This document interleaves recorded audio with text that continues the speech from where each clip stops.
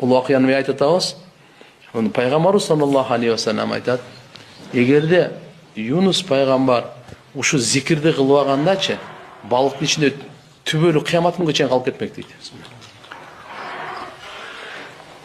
Куранда да айтат, бул калып кетмек дейт зикир кылбаса.